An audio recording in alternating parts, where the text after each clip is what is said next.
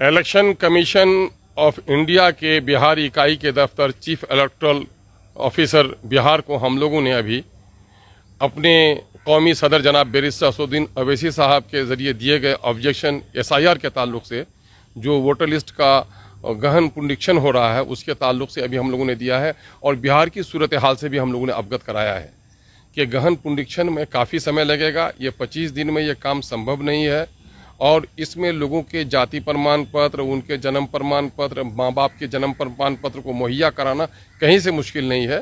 चोर दरवाजे से NRC को स्थापित करने की एक साजिश का हिस्सा लगता है। इसलिए इलेक्शन कमीशन से हम लोगों ने गुजारिश की है कि इस इलेक्शन तक के लिए इसको एग्जम्प्ट किया जाए और अगर इसे कराना ही चाहते हैं तो समय बढ़ाइए, कम से कम साल भर का समय बढ़ाइए। इस वक्त बिहार के आधे हिस्से में, उत्तर बिहार में, पूर्व बिहार में बाढ़ की स्थिति है, नदियां हैं और इस काम के लिए ग्राम से पंचायत के सचिव से लेकर SDO तक की ज़रूरत है और पूरे जगह पर भीड़ लगी हुई है और मजदूर यहाँ पर 70% बिहार का युवा इस वक्त बिहार से बाहर है। मजदूरों की एक बड़ी खेप अभी पंजाब और हरियाणा के खेतों में है। क्या ये आकर ये काम करा सकेंगे? ये संभव नहीं है। ये कहीं न कहीं से गरीबों को, दलितों को वोट से वंचित रखने की गहरी साजिश है। इसलिए इस काम को चाहे तो मुलतवी किया जाए या इसकी अवधि बढ़ाई जाए और साथ ही इस इलेक्शन को इससे एग्जम्प्ट किया जाए। इसका मुतालबा हम लोगों ने किया है।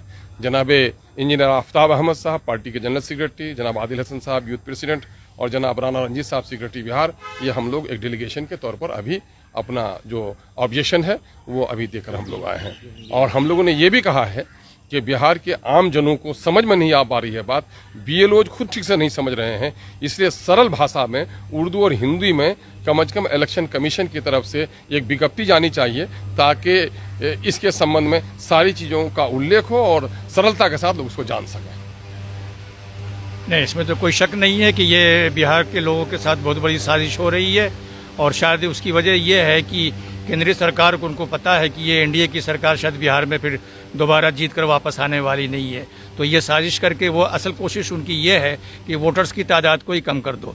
इन्होंने महाराष्ट्र में वोटर्स की तादाद को बढ़ाकर इलेक्शन जीता था, बिहार में इनकी कोशिश ये है कि वोटर्स की तादाद को कम करके इलेक्शन जीता जाए। तो ये असल में उसी की वजह से ये हो रहा है कि एक एक वोटर से इंक्वायरी कराई जा रही है, एक एक वोटर से डॉक्यूमेंट्स मांगा जा रहा है और उसमें एक बड़ी तादाद जो है कम से कम 3 करोड़ तो बिहार के लोग ऐसे हैं जो बिहार से बाहर रहते हैं। अब वो सारे लोग जो है तो दौड़ दौड़ कर आना शुरू किए हैं बिहार में और दफ्तरों में इस वक्त भीड़ लगी हुई है डॉक्यूमेंट्स को जमा करने के लिए। माँ बाप के जन्म पत्र को मांगना चाह रहे हैं, ऐसे डॉक्यूमेंट्स मांग रहे हैं जो लोगों के पास है नहीं। तो असल में मकसद वही है कि ये लिस्ट से नाम लोगों को कटवा दिया जाए।